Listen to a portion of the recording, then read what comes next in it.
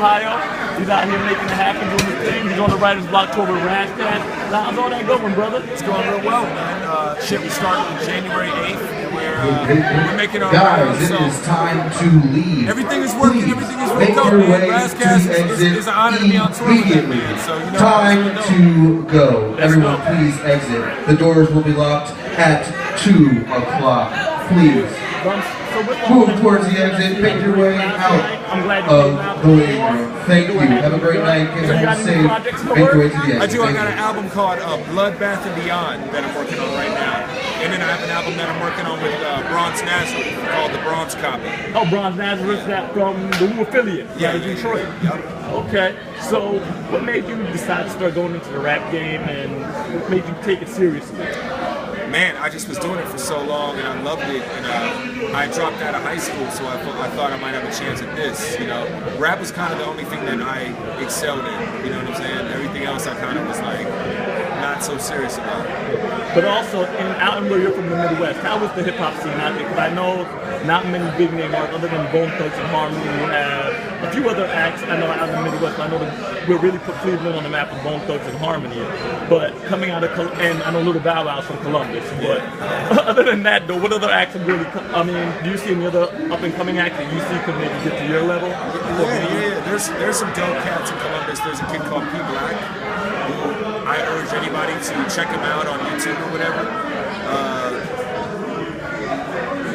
I don't know, man. Columbus is funny, man. There's a lot of talent. There's just not a lot of people that actually push to try to get their shit out there. Yeah. And also, another question I wanted to ask you was that recently, I'm sure you've seen the DJ Vlad interviews with Lord Jamar, and as he's made those statements about on how personally, I think when he was, and I had to ask it. I'm a journalist, and you're Caucasian, so I had to. My thing with it, he made the statement on how white people don't have a say in dressing and changing the house, and about gays not having a. How do you feel about that being a Caucasian MC? I feel like that's retarded, because I mean, whites may not have been a dominant part of the foundation of hip hop, but I know that there were whites and Puerto Ricans as well as blacks. It probably was more black and Puerto Rican, but like, if you're contributing and you respect it and you love it, I think that you should just have the same right that anybody else does who actually knows it. I'm not saying like somebody who just waltzes in and doesn't know like the history of hip hop and shit, but if you really know your shit, you know, like you know the entire history of the shit because you were there as it happened, then why don't you have the same right that somebody else has, that like, you know, just because of their skin color?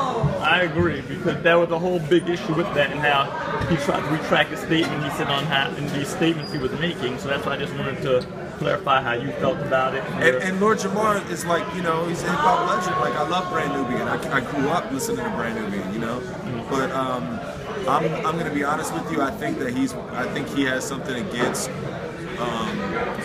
Maybe against white people. I don't think that about. I know Sadat personally. Sadat's a cool dude. Sadat's cool as fuck, and Puba. Like, I don't. Cool. I just feel like, I mean, I remember on that white rapper show, and they were clowns on that show. Yeah, they were, and at least Sadat was at least being encouraging. Right, Jamar but I was remember more on that Lord Jamar was being a super dickhead. Yeah, instead of saying, well, you know, this might not be for you, he was just looking at him like, what? Right. Why am I here?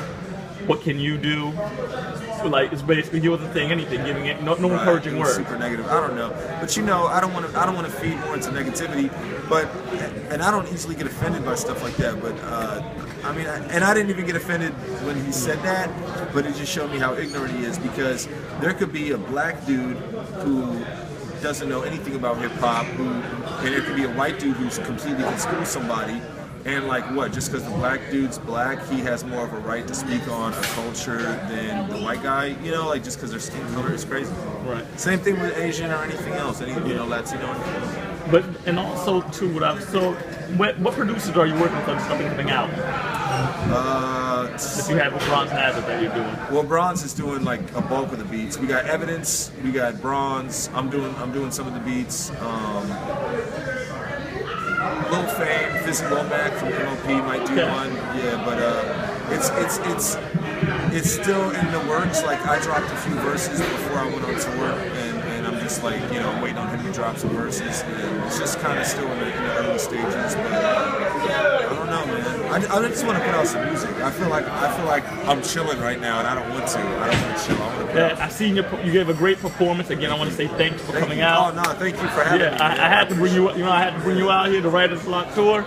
Again, we got Copywrite in here. He's on tour right now with Razzcats, the Writer's Block Tour. Again, a great guy, and you've heard, and you're gonna hear a lot more great music from him. Thank you again. Ear to the streets, all men on DJ Absurd. Peace and blessing. Peace to DJ Absurd. Ear to the streets. C. Right megahertz. Salute. Peace.